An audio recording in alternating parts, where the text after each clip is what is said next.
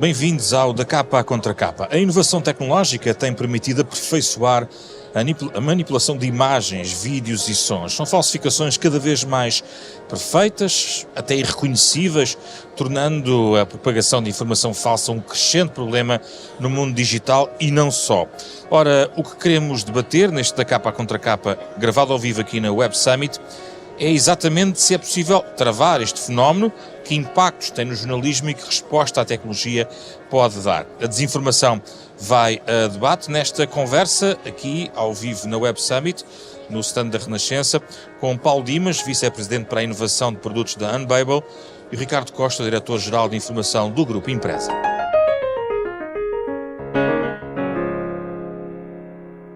Obrigado a ambos por estarem aqui connosco no estúdio da Renascença. Ricardo, vamos começar pela palavra desinformação. Apenas e só temos uma transposição para uma aceleração para o mundo digital daquilo que sempre existiu, por exemplo, no jornalismo e na comunicação, a desinformação? Não, a desinformação sempre existiu, é um facto, sempre, desde que se descobriu, mesmo antes de descobrir a imprensa no sentido de se poder imprimir o que quer que seja, já havia obviamente desinformação. Aliás, sabemos até situações de massacres contra minorias religiosas, o que fossem, eram muito provocadas por boatos e por mentiras que se espalhavam.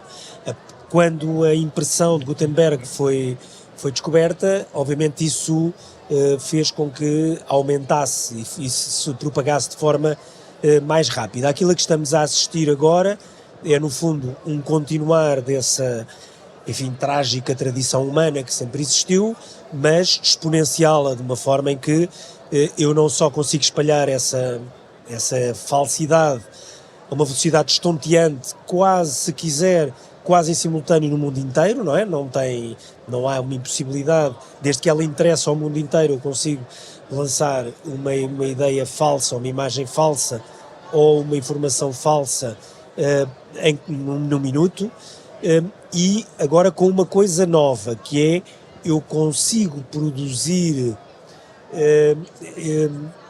imagens e vídeos que parecem absolutamente verdadeiros sendo falsos. Isso sim é novo. Podia haver caricaturas, muito recente. Podia haver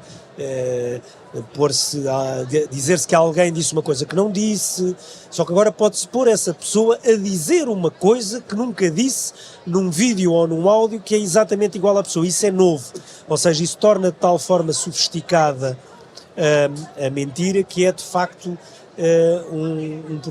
torna num problema novo, no sentido em que traz coisas antigas e velhas, mais velhas do que nós imaginamos, mas agora produzidas de uma forma nova e que, portanto, aumentam um perigo que já existia, mas o tornam, de facto, provavelmente exponencial. Problemas de regular o ambiente digital onde eventualmente floresta a desinformação está na base desta aceleração, desta explosão da desinformação, Paulo? Sim, quer dizer, o problema aqui é que a questão da regulação anda sempre atrás dos avanços tecnológicos, não é?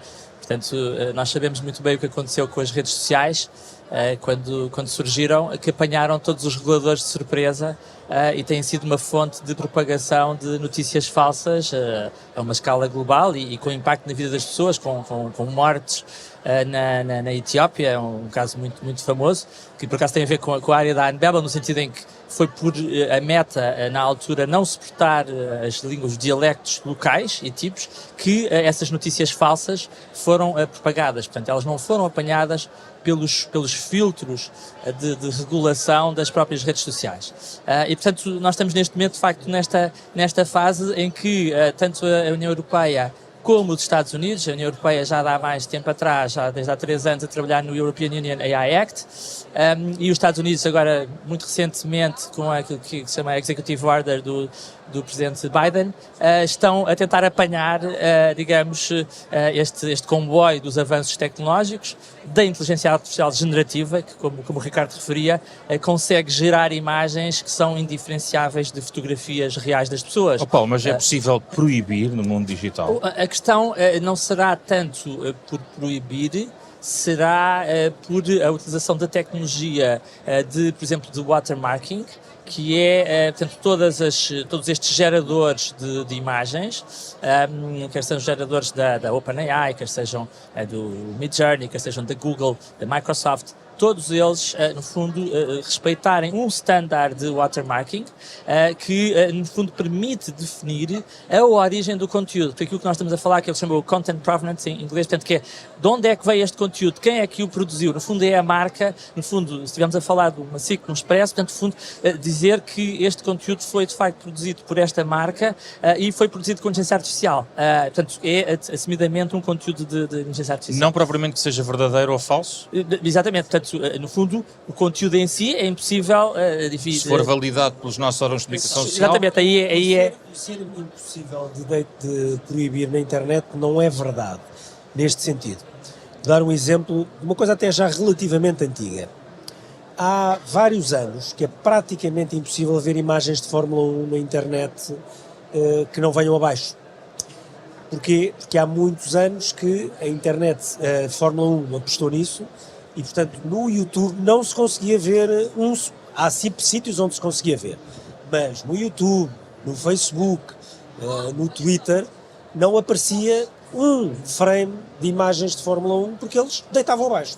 E porquê que deitavam abaixo? Porque, obviamente, havia dinheiro, muito dinheiro envolvido, e quando há muito dinheiro envolvido em certos direitos, as próprias plataformas distribuidoras, que normalmente se definem como absolutamente neutrais, no sentido de eu não tenho que impedir o Zé Pedro Frazão de publicar nada, ele é que tem que ser responsável pelo que publica, essa é a posição muito da Meta, Google, Facebook neste caso, e do Google, mas na verdade nós sabemos que há alturas em que quando o dinheiro conta não é assim, e vão lá e deitam abaixo. O dinheiro é que regula, não é o legislador. Não, é o legislador no sentido, há uma expressão, o Paulo estava a falar disso, que há uma...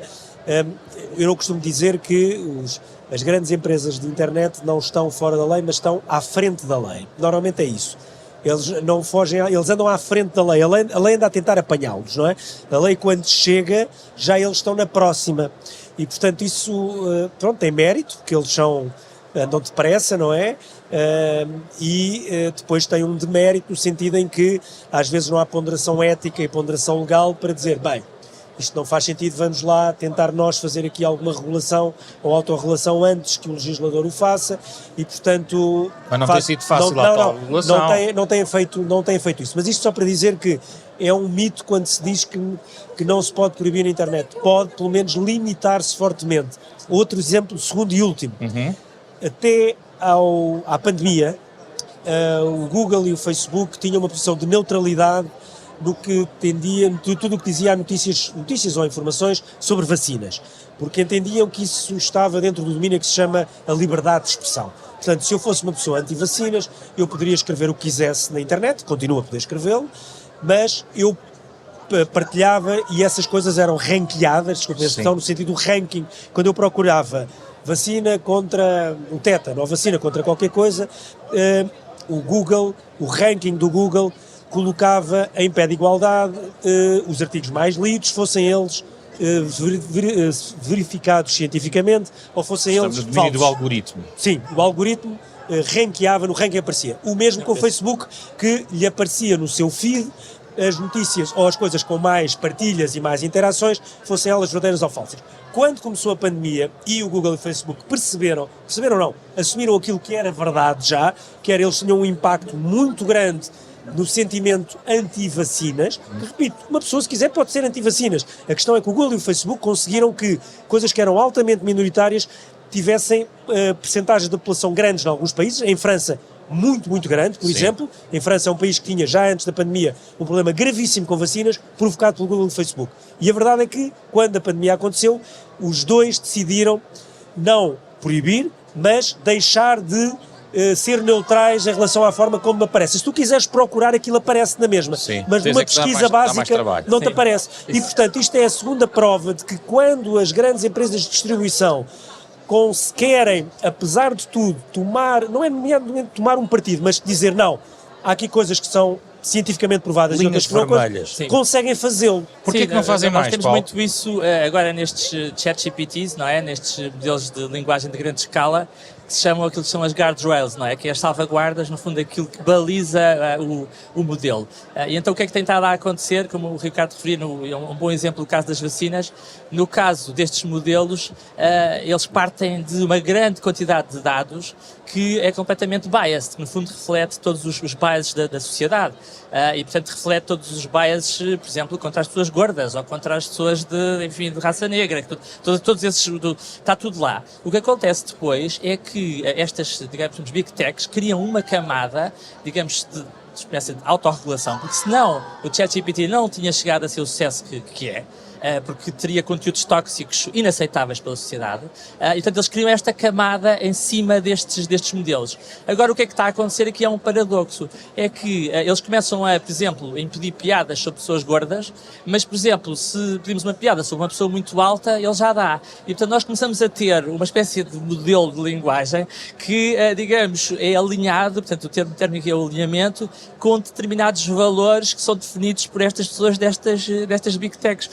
Uma das pessoas membros do consórcio Responsible AI, ela é casada com uma pessoa muito alta, que é o Frank, é a Virginia Dignum, que é membro do High Level Advisory Board das Nações Unidas. Foi eleita agora, é uma portuguesa, e é de salientar, temos uma portuguesa no mais alto órgão das Nações Unidas. E o marido dela é muito alto, ele tem tipo 2 metros e 10, ok. Então ela teve a experimentar, ela é uma pessoa na área da ética, de piadas sobre pessoas altas. E aquilo... Então, Paulo, estamos nas mãos de 5 ou 6 pessoas? Estamos nas mãos de 5 ou 6 pessoas. A própria OpenAI... 5 ou 6 empresas. 5 ou 6 empresas, mas a própria OpenAI, para verem a escala disto, o primeiro modelo do ChatGPT, portanto, que foi o InstructGPT, foi treinado com 40 pessoas. 40 pessoas fizeram este alinhamento humano, que se chama Reinforcement Learning Using Human Feedback. Portanto, no fundo, são propostas, respostas, que depois os humanos avaliam e fazem o re-ranking.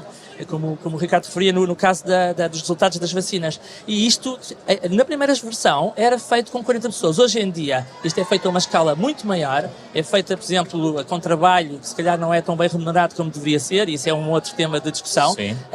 Mas, digamos, nós partimos sempre de princípios que estão definidos à partida por pessoas, por exemplo, o Sam Altman da OpenAI, ele dizia claramente que o primeiro modelo era democrata, tinha, digamos, opiniões democratas. Portanto, se nós fomos lá perguntar coisas sobre o Trump, ele dizia barbaridades. Ricardo, nós temos ferramentas no jornalismo português, por exemplo, para tentar travar pequenos surtos de desinformação ao nível de manipulação de imagens, vídeos, fotos, por aí fora? Acho que aí devemos ser... não dramatizar e sermos práticos. Temos no sentido em que a esmagadora da maioria dessas ferramentas vão ser ferramentas internacionais.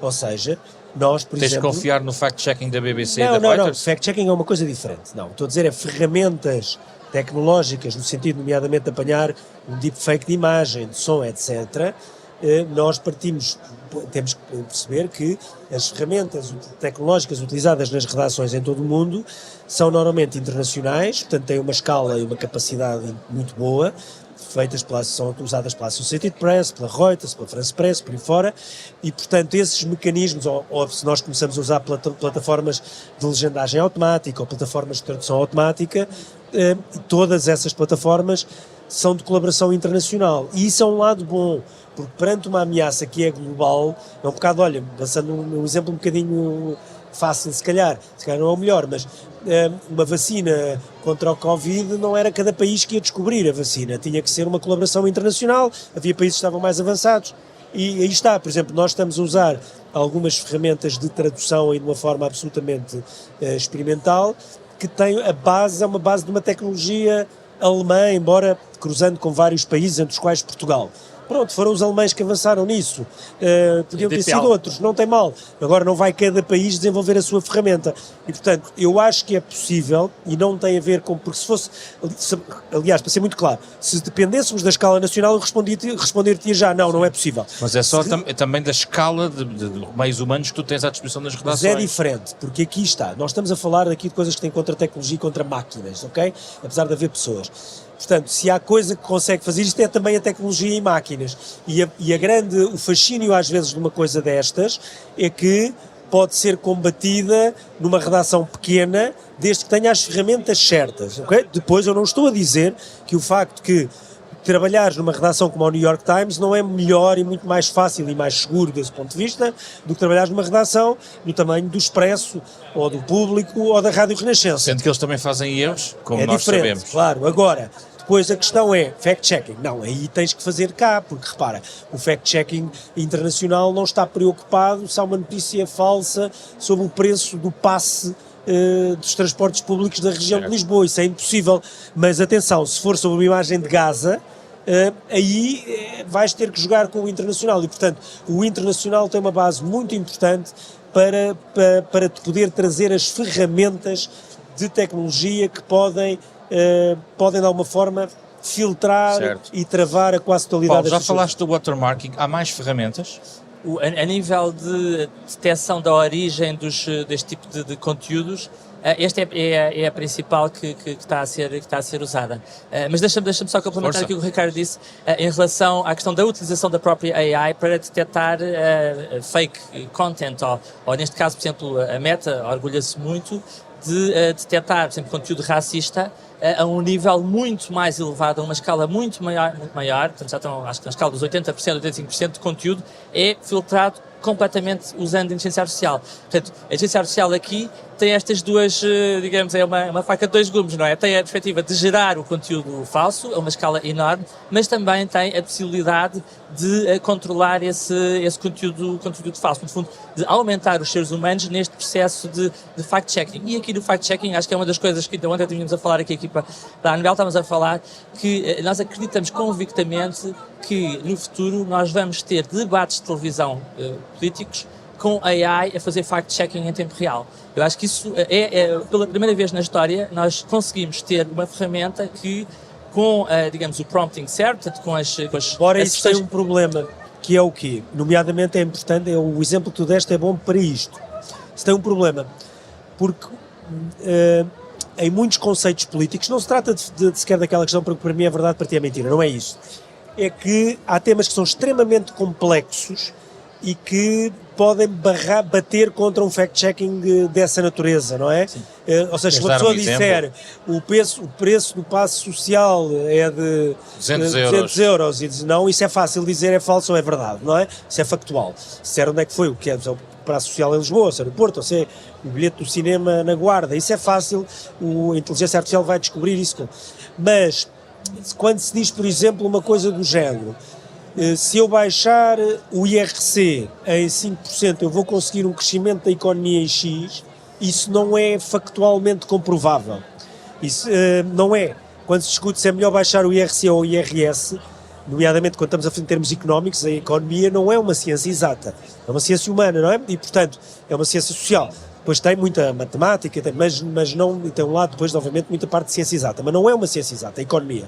E quando entramos na política, e tudo o que tem a ver com política pura e economia política, entramos em temas extremamente complexos. Por exemplo, o preço das propinas deve ser alto ou deve ser barato?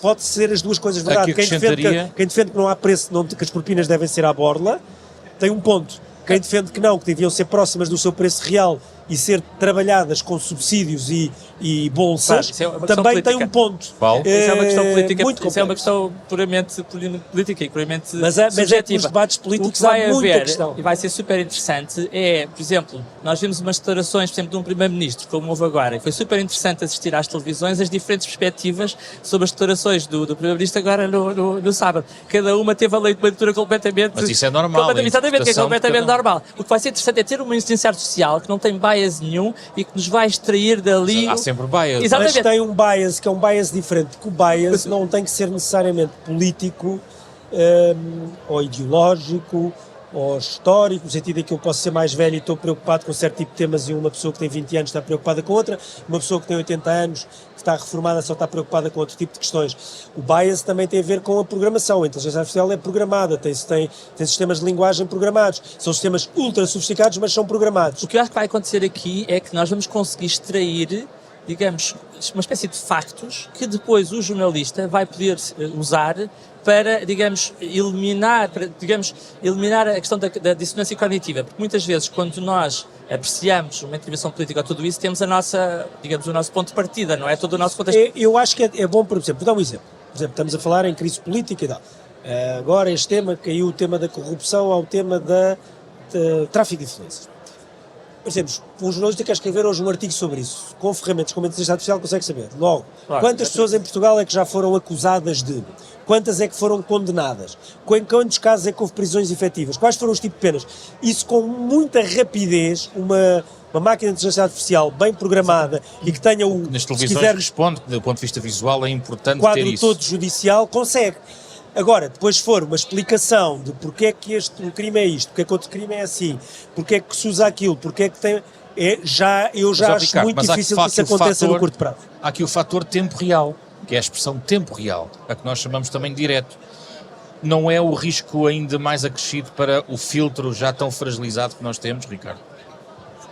Eu tenho dúvidas sobre isso, ou seja, há pouco tempo antes de gravarmos isto, eu estive num painel exatamente sobre slow journalism, onde eu disse que acho que é bom, não digo que seja necessariamente uma bênção, mas é bom, e é um facto, não vale a pena tentar contornar este facto, que o jornalismo hoje convive com o fast e o slow, com o jornalismo rápido. Porquê?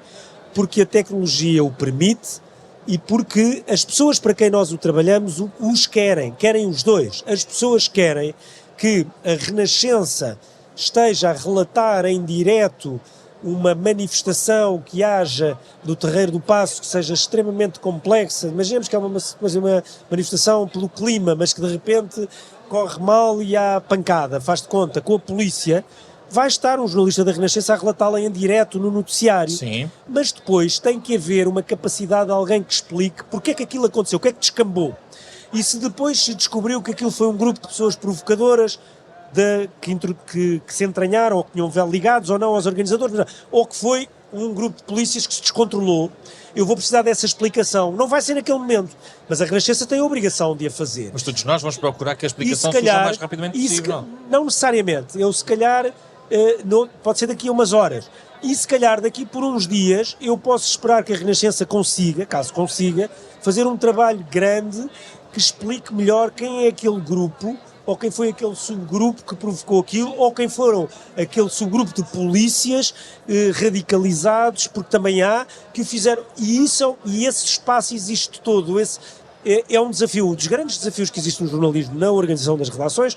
Agora, desviando ligeiramente deste tema, é como organizar uma redação de forma a conseguir responder aos vários tempos do jornalismo. Mas surgem muitas informações. A tecnologia é simultaneamente útil na produção e no consumo. Surgem porque não há muitas consumo informações de informação sem tecnologia. Em tempo real, que és, no fundo, provocado a dar, certo, sem aplicar os filtros necessários. Sempre foste, na verdade sempre foste. Eu dei um exemplo ali há pouco no painel que volto a dar.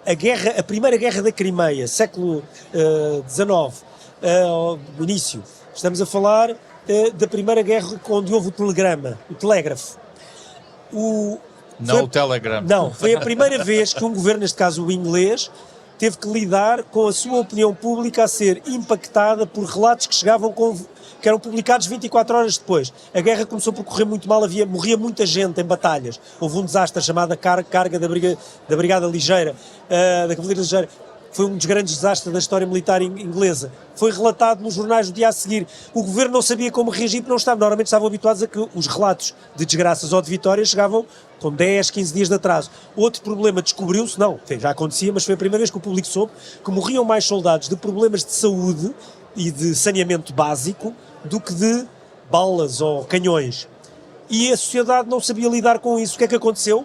A partir daí apareceram os enfermeiros, aí que a Florence Nightingale vai para a Crimeia, aparece pela primeira vez os enfermeiros e os exércitos passam todos a ser organizados com logística, com temas de saúde, de medicação, de higiene, e desde então deixaram de morrer tantos soldados, onde passaram a morrer, obviamente, muito mais soldados pela guerra e não pela parte da saúde. Portanto, a tecnologia sempre impactou o jornalismo. Na altura não se sabia como é que se fazia jornalismo. Mas a questão é na hora para ser lido.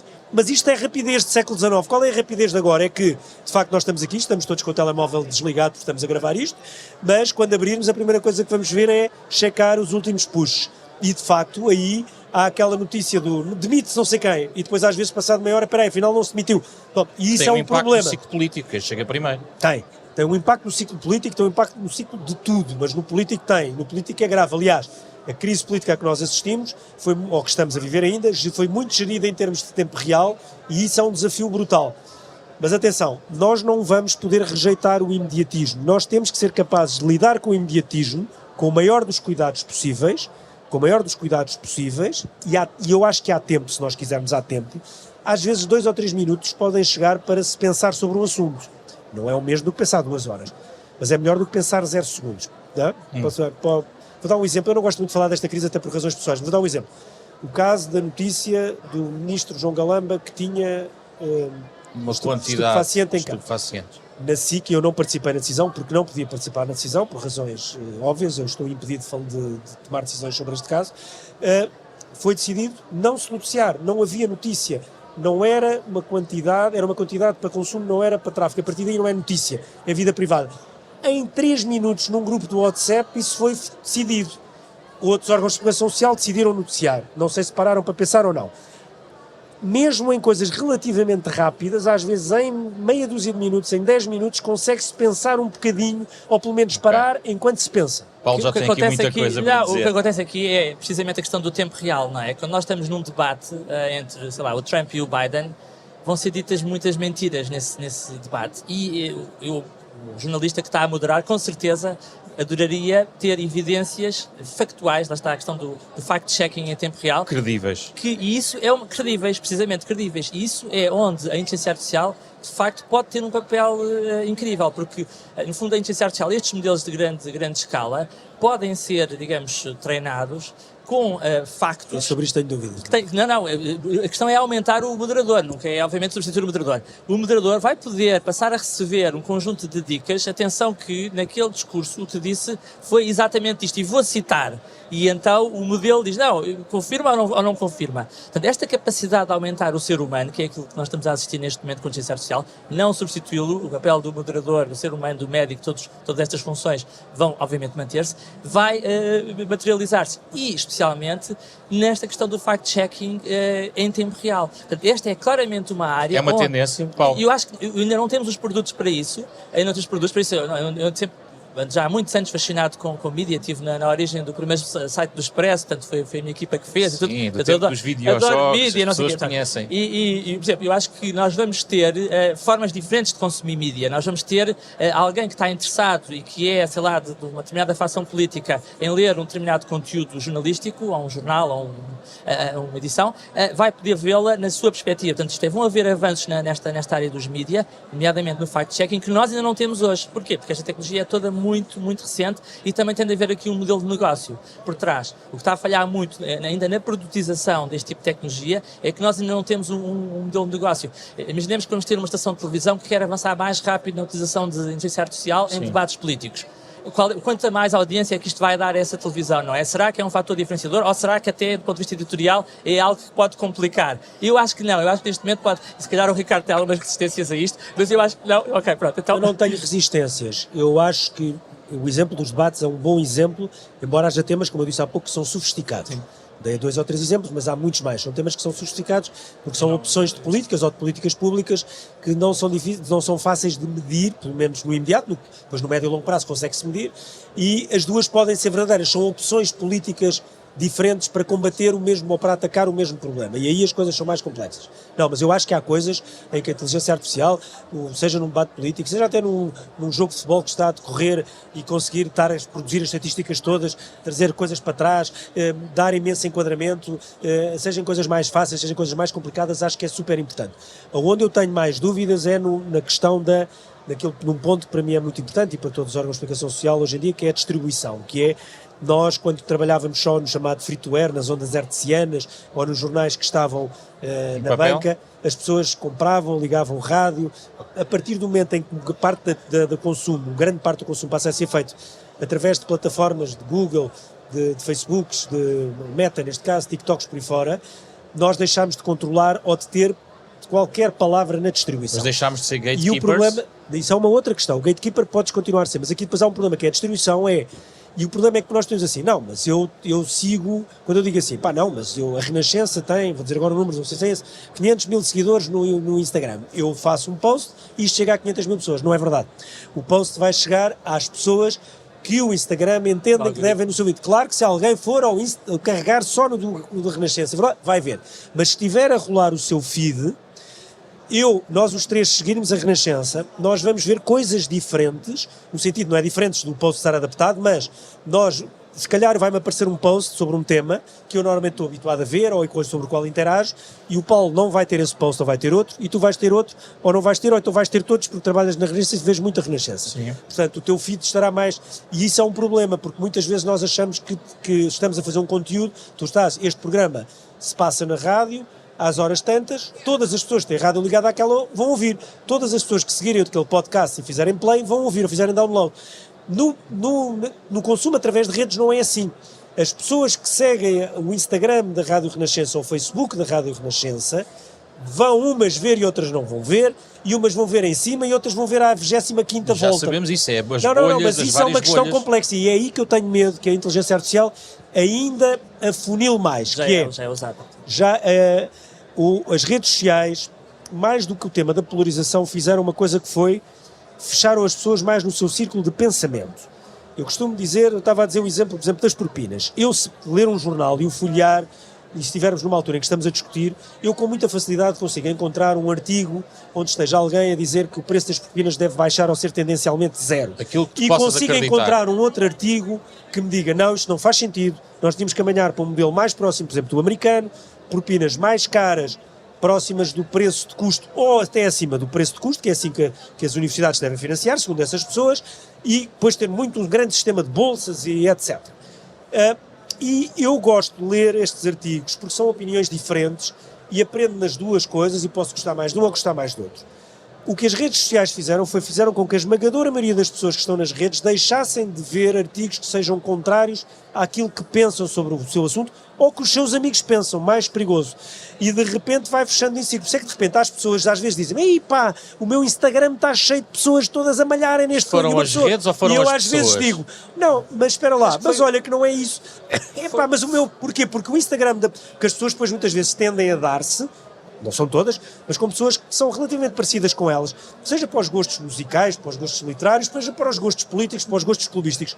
E isto é um problema. E eu aí acho que a inteligência artificial ainda pode transformar a coisa mais complicada. Já é usada nessas áreas, portanto, aliás, todos os algoritmos de recomendação usam a inteligência artificial supervisionada, que é o principal tipo de inteligência artificial, e o problema que está aí é o problema do modelo de negócio, não é? Porque quanto mais tempo nós retivermos este utilizador, quanto mais atenção deste utilizador nós tivermos na rede social, maior é o valor económico desse utilizador. E, portanto, isso é que nós temos de combater do ponto de vista de modelo de negócio, no sentido em que o modelo de negócio não tem de estar centrado na atenção das pessoas, e isso é um movimento que tem de haver nesse sentido, tem de estar centrado naquilo que é o interesse da pessoa, independente da sua atenção. Portanto, no fundo, porque se for atenção, é um modelo TikTok, não é? Em que nós entramos num ciclo de recomendações contínuo. Que é o que o Instagram tem, muitas vezes é igual alimentado até agora neste caso, com conteúdos que não são verdadeiros, e a pessoa fica refém desse tipo de conteúdo.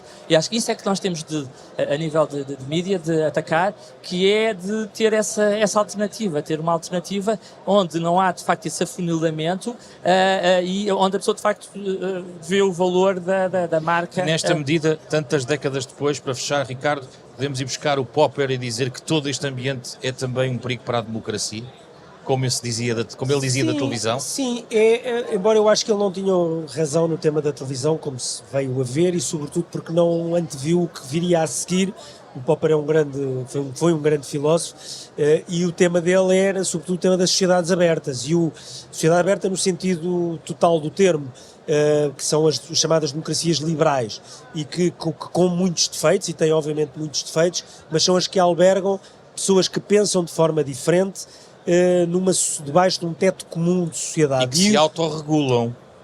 E que se autorregulam, certo? Em alguns casos sim, em outros casos é o Estado que regula. Atenção, e o Popper, desse ponto de vista, era um filósofo liberal que defendia um papel do Estado. Certo, atenção. mas neste contexto... Não. Neste contexto, eu acho que nós vamos ter que ter regulação dos Estados, neste caso aqui é a nível da União Europeia e dos Estados Unidos. Acreditas que fará a diferença realmente? Não sei se chega a tempo, aliás, não chega a tempo. Depois pode fazer alguma diferença. Atenção, houve algumas coisas a nível da RGPD que fizeram diferença, portanto, eu não acho que seja completamente impossível. O que acho que é muito difícil é de acreditar, ou de ser provável, acho improvável, que os Estados Unidos e a Europa, a União Europeia, consigam estar os dois no mesmo diapasão. Acho difícil. Acho relativamente difícil.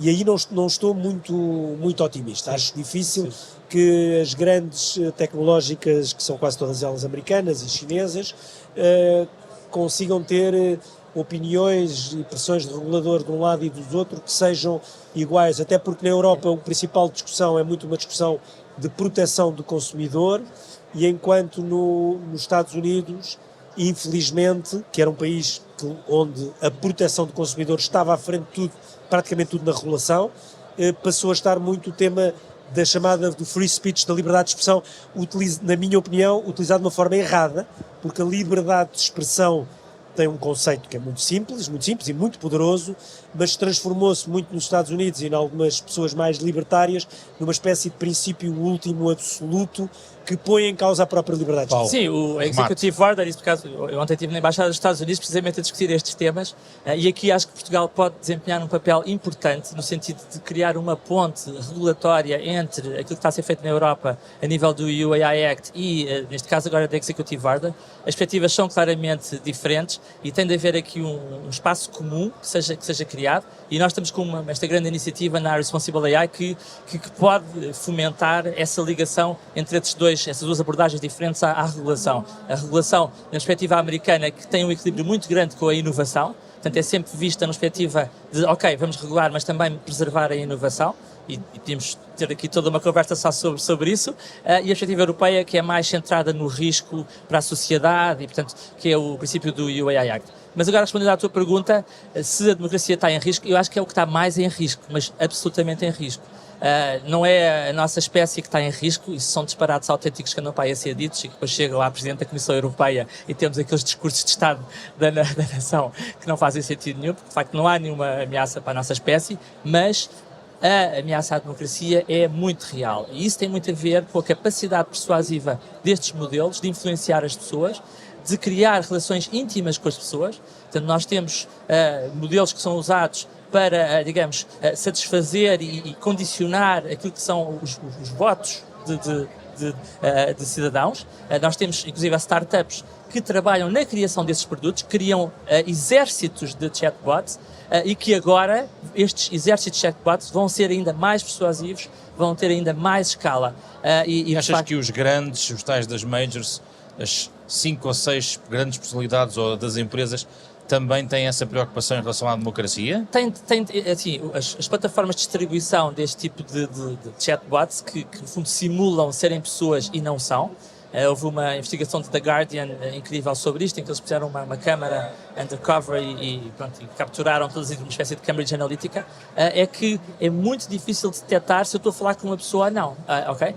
E a partir daí, o chatbot, que já ganha jogos de diplomacia, por exemplo, que foi um dos grandes breakthroughs, nesse caso da Meta, portanto, puseram o chatbot a colaborar com outros seres humanos para jogar o Diplomacy, que é um jogo de colaboração, e ganhou, isto é, portanto, o teste de Turing, e isso é o que faz com que muitos dos grandes especialistas da área de inteligência artificial estejam um bocadinho arrepiados neste momento e criem toda esta onda de choque. Criam uma moratória.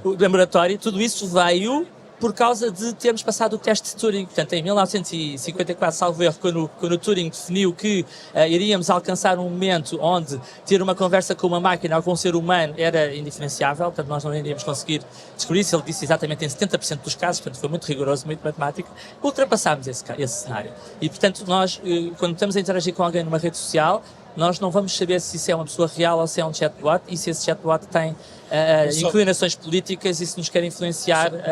Sim. Só fiquei com uma dúvida. De que serve uma investigação especificamente em Portugal e em português, dado este contexto gigante? Serve absolutamente. Eu acho que nós, primeiro que tudo, temos de controlar a nossa língua. Nós na Unbabel estamos a trabalhar com o OpenAI, com a tecnologia do OpenAI, Estamos a trabalhar num produto para recuperar a comunicação entre pessoas que têm a esclerose lateral amiotrófica e as suas famílias. Estamos a defrontar os desafios da língua portuguesa que está nestes modelos, que não é português de Portugal, é português do Brasil. Portanto, nós estamos a correr o risco de perder a soberania da nossa língua e da nossa cultura como cidadãos europeus. E, portanto, Portugal e a Europa unida, porque isto exige uma escala computacional muito elevada, tem de trabalhar na área de criação dos seus próprios modelos de linguagem, porque senão nós vamos ficar reféns de modelos que são criados e alinhados por empresas americanas. E, portanto, por isso é que nós estamos a criar esta massa crítica cá em Portugal, que junta 7 centros de investigação de inteligência artificial, precisamente para trabalhar nestes domínios da inteligência artificial e da inteligência artificial responsável. Portanto, que nós acreditamos que no final do dia, porque no final do dia tem de haver sempre uma vantagem económica, vão ser os produtos que as pessoas vão preferir consumir, são os produtos que são responsáveis. Muito obrigado, Paulo Dimas. Ricardo Costa, foi o da Capa Contra Capa, uma parceria da Renascença com a Fundação Francisco Manuel dos Santos. Poderá ouvir este debate em podcast, obviamente no ambiente digital. Programa com o genérico original do pianista Mário Laginha. Estamos na próxima semana com mais um debate.